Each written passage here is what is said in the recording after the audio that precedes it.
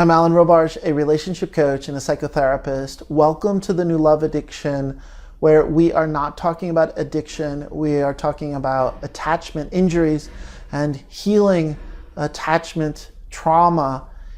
On this video, let's explore preoccupied anxious thinking, the looping experience in your mind.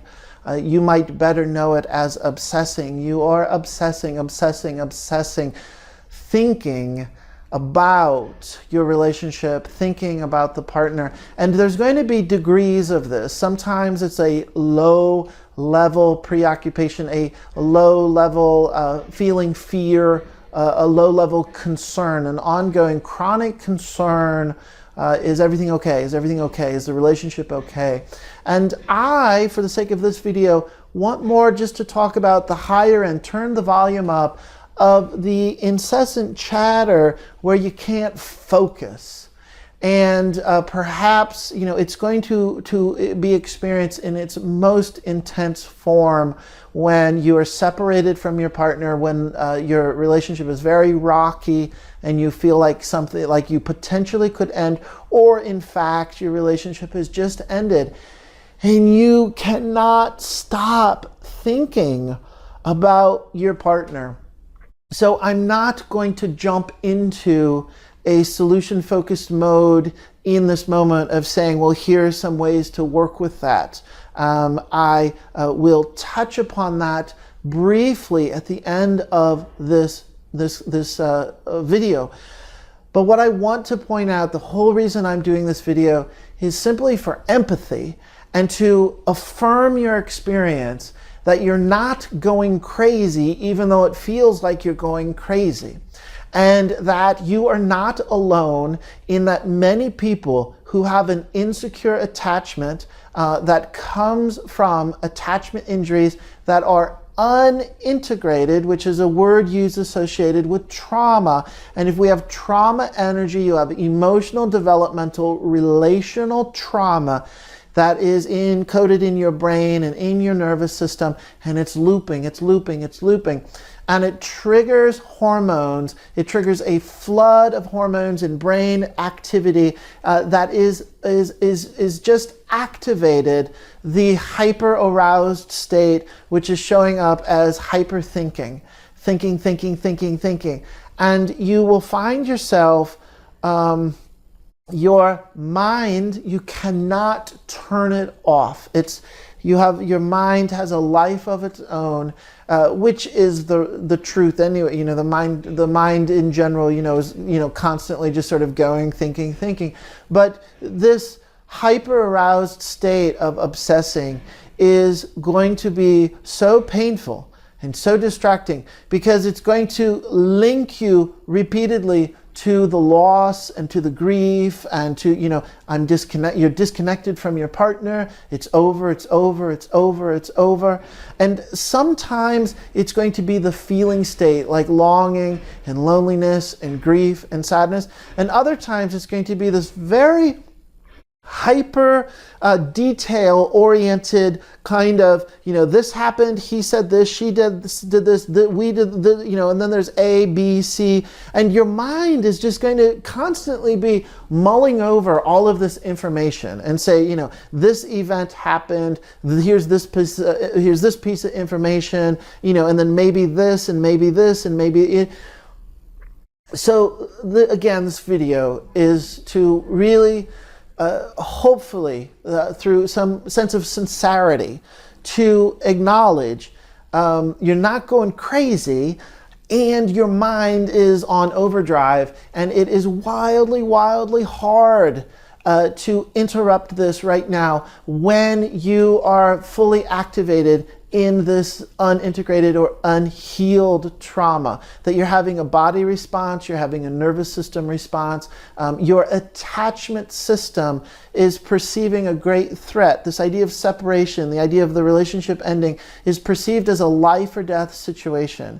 And there's this great drive, you must be with your partner, you must reconcile, you must make it better. And this can be crazy making, because you might also have the logical, rational, intellectual part of your mind that very clearly says, well, I don't want to be with this person, or, well, sure, I care about the person, but I know it's not a good relationship. We tried many times and was not able to make it work. So you might know very clearly, you might, intelligently be able to assess and say, well, the relationship's over. And regardless, you're finding, the phrase I use is, your body's on fire. And when your body's on fire and you're feeling the intense urgency, and it's this intense urgency that's impacting your mind. And you can't sleep very well. When you're at work, you can't focus very well. And there's a exhaustion. There's this. It's like your brain went a little haywire. That there's not an off. You somehow lost the off switch to get a break from the intensity. Usually it's speedy. It means, there's going to be a brevity and a quickness to this urgency. It's always going to feel, I shouldn't use the word always, because, people have different experiences, but many times it will feel that the urgency needs satisfied now. And no matter, even if you attempt to go for a walk, even if you attempt to listen to music or take a warm bath, or even try to sleep a little bit, even the things that you're trying to do to take a break from it, it will not release. So some of this is out of our control. So in that sense, I have not so very good news. There's not an easy way to turn this off. There's not an easy way to not have this happen when you have an attachment trauma that still needs attention, that still needs some healing work. So in the immediate sense, for the sake of this video and what I'm trying to offer, is just some empathy and affirming your reality, that you're not the only person who experiences this. Because the reason why I'm sharing this is, the first time that this happened to me, and I'll say, the first couple times, or a period of time in my life, which was, so many years ago, I had no context for that. Like, it happened and I did not understand, and the phrase I'll use, why am I so crazy? What is going on in my mind that I'm so freaking out at this level, and that I cannot stop thinking about the relationship, that I cannot stop thinking. And people who don't have this experience do not really understand, because they will say things like, well, of course you're thinking of your partner. Of course you're sad. Of course this is grieving. And what I'm adding here is saying, no. We're not talking about normal grief. We're not talking about, if there is such thing as normal obsessing. We're not even talking about, just feeling preoccupied, so overly focused on your partner that is in the realm of normal grief. This has an amped up quality. This is on, caffeine. This is, 0 to 100 in, 5 seconds. It is so intense. And if you are experiencing this, if your brain is on overload, then empathy to you, and to please know that you're not the only person doing this. One thing that you can do to work with this, and it's not going to work with everybody, but we want to try to take a break from the cognitive process and come into body process. And that's going to mean breathing, that's going to mean yoga, that's going to mean running, that's going to mean exercise. That's going to be very much having some body experience. If you notice that I'm tapping, you don't need to have any systematic way that you're tapping. We're not talking about some modality of tapping.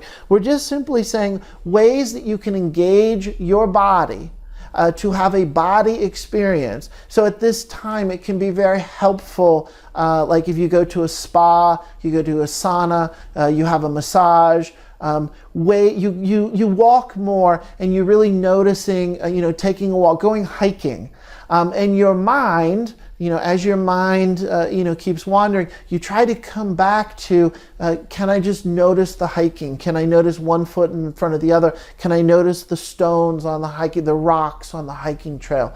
Things that are more body-based, even though this churning and this hyper aroused thinking is still going to be going on, you could very purposefully, very consciously think about your body and think about your senses. And so this is about mindfulness. This is about the present moment. This is about saying, well, your senses, what do you see right now? What do you hear?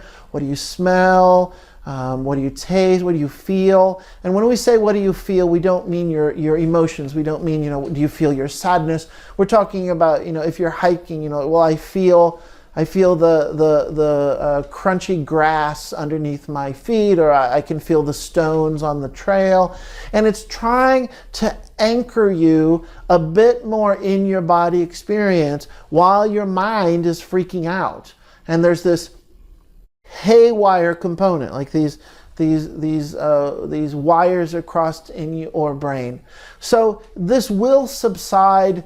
For some people, it literally could last for months, and even on the upper end of many, many months. For some people, it will only last for a series of weeks or a couple weeks. When it begins to subside, and when you're able to notice that through working with your body and through working with your senses and through working with mindfulness to be able to attend to other ways to care for your body, and you're finding that you get some break from it, then this is also really an invitation that it's linking to this other trauma, this relational, developmental, emotional trauma that you have in your life. So in that sense, as painful as it is, we'll say, well, this is almost good news, or it's an assessment tool. I guess I don't mean good news, but I mean this is an assessment tool that's going to give. So this has happened to me in my history, and when it happens enough, that really points to, okay, something else is going on here. This is not about the current relationship that's ending. This is not about what we would consider a normal response of grief to the end of a relationship. The fact that my brain just lights on fire and starts churning this very profound, intense, hyper-aroused, constant churning, obsessing of information, that is an assessment tool. That's telling me, okay, right, something else is going on here that is not about this relationship, is not about the other person, is not about my current age and what's happening. This is pointing towards, this is about my history of attachment in my family and my adult relationships and how they contributed to my attachment system, my attachment style, and that to begin to realize this is the result of some old patterning. So at some point when it begins to soften and you notice some gaps in the intensity, it's also a time to begin therapy, to begin doing healing work on your history, your attachment injuries, your attachment trauma. So I hope that this was helpful just to mirror back to you and affirm your experience. You're not alone. Many people have to work with this, and it's painful stuff. So I hope that this was helpful. Thank you for watching.